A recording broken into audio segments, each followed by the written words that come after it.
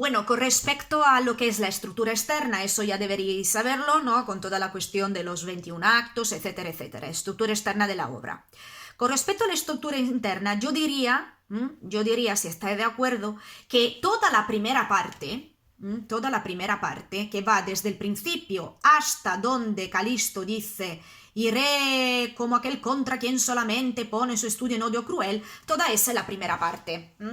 Debido, pues eso, ¿no? El encuentro entre Calisto y Melibea, ¿no? La declaración de amor de Calisto y pues eso, el rechazo de Melibea, básicamente, ¿no?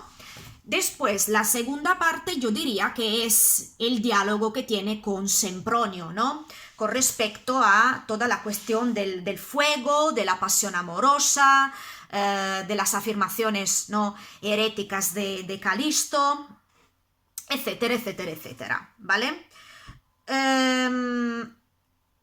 Ahora, con respecto a lo que es la lengua, por eso eso es muy interesante, la parte lingüística, ¿no?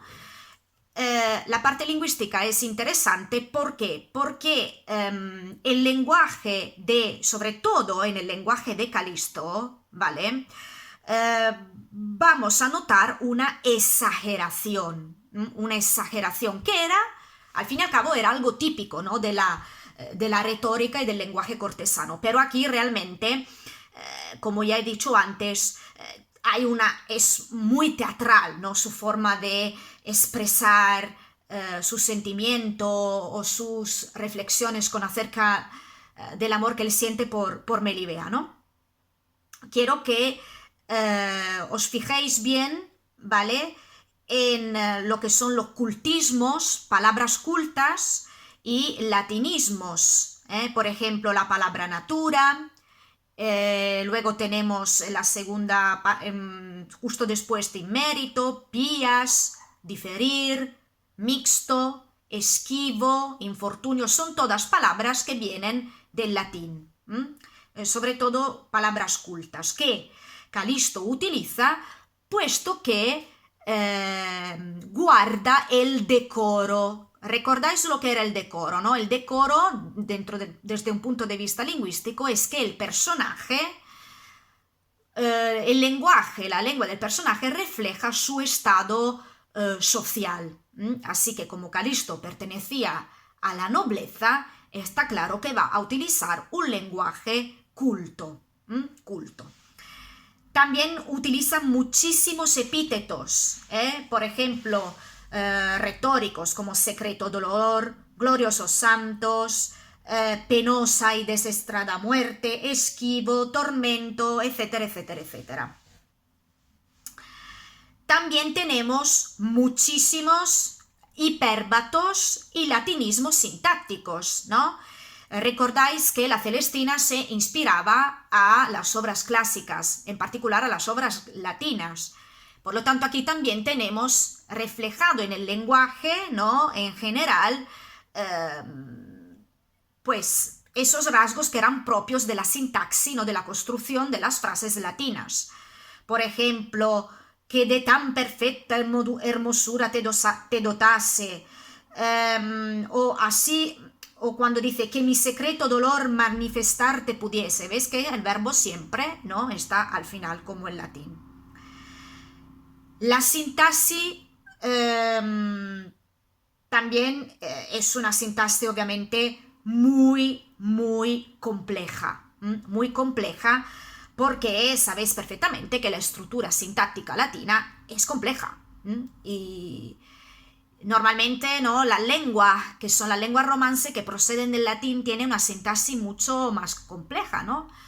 Respecto, por ejemplo, a una lengua que puede ser el inglés, ¿no? Que con una palabra los ingleses, los americanos lo dicen todo, pues nosotros tenemos que enrollarnos, con frases largas, etcétera, etcétera.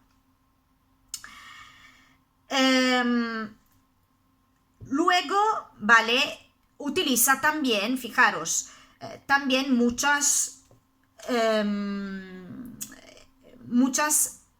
ay, que no me sale la palabra, exageraciones, el lenguaje hiperbólico,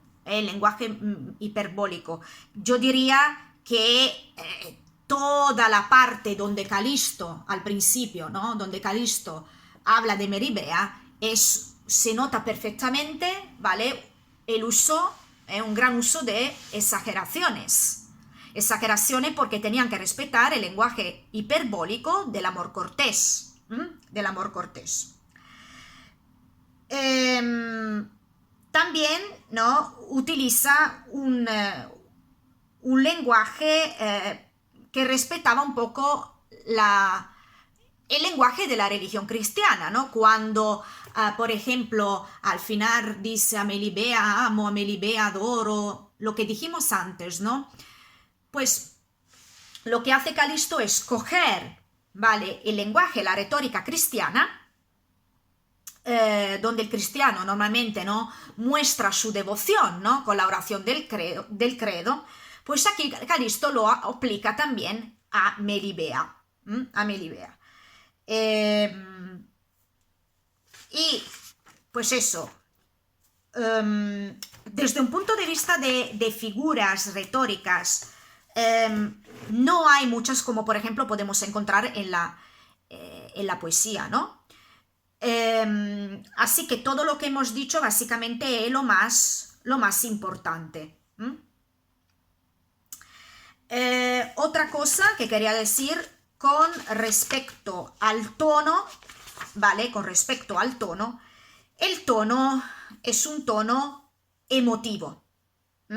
Un tono emotivo. ¿Y cómo podemos ver este tono emotivo? Mediante una serie de figuras, como por ejemplo apóstrofes, cuando dice Sempronio, Sempronio, ¿no? O por ejemplo cuando dice, cuando usa por ejemplo algunas interjecciones u oraciones exclamativas, por ejemplo, oh triste, oh bienaventuradas orejas mías, y también interrogaciones retóricas. ¿Quién vio en esta vida cuerpo glorificado? Mujer, pues son todas, ¿no? Elementos que se utilizan en la lengua, pero que marcan pues ese tono emotivo y teatral de los sentimientos exagerados de Calisto.